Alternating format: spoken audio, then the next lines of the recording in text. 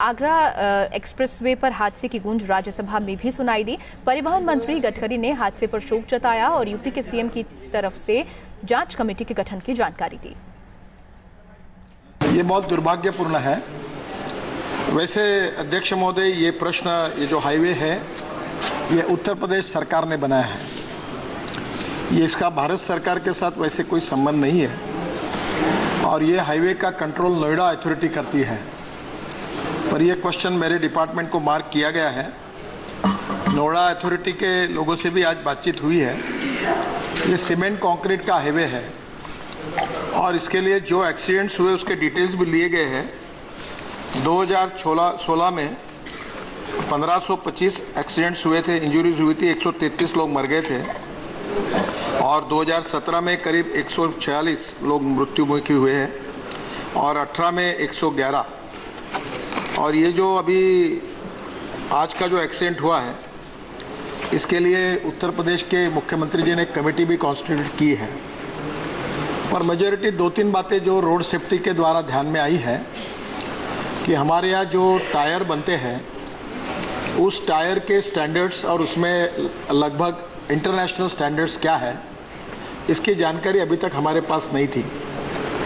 जो जानकारी है वह अमेरिका में और बाकी पाश्चात्य देशों में रबर के साथ सिलिकॉन डाला जाता है, सिलिकॉन।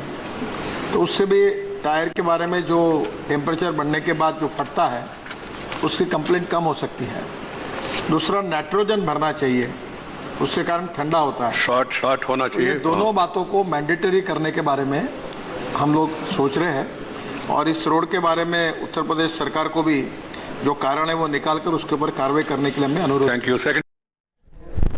तो हादसे का एक्सप्रेसवे बन चुका है यमुना एक्सप्रेसवे। आपको जानकारी देते हैं इस एक्सप्रेसवे के बारे में, जो अगस्त 2012 से शुरू हुआ था। तो यमुना एक्सप्रेसवे करीब 165 किलोमीटर लंबा है। देश का सबसे लंबा 6 लेन एक्सप्रेसवे ये है। ग्रेटर नोएडा से शुरू होकर आगरा तक ये एक्सप्रेसवे जाता है। दिसंबर 2007 में इस एक्सप्रेसवे को बनाने की शुरुआत की गई थी।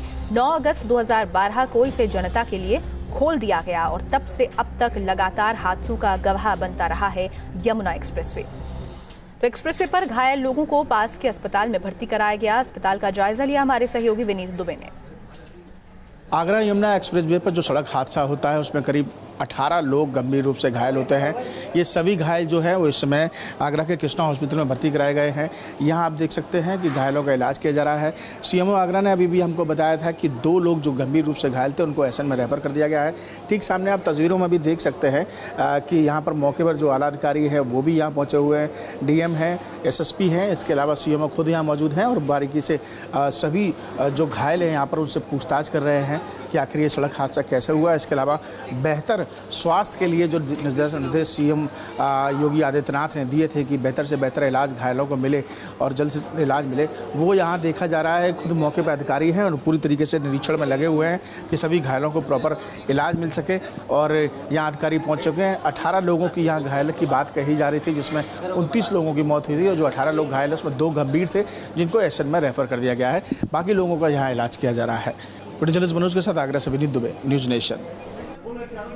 तो यमुना एक्सप्रेसवे पर लोग लगातार हादसे का शिकार होते रहते हैं। तमाम गाड़ियां यहां पर अब तक हादसे का शिकार होती रही हैं, लेकिन इसके पीछे की वजह क्या है ये भी एक बार आपको बताते हैं।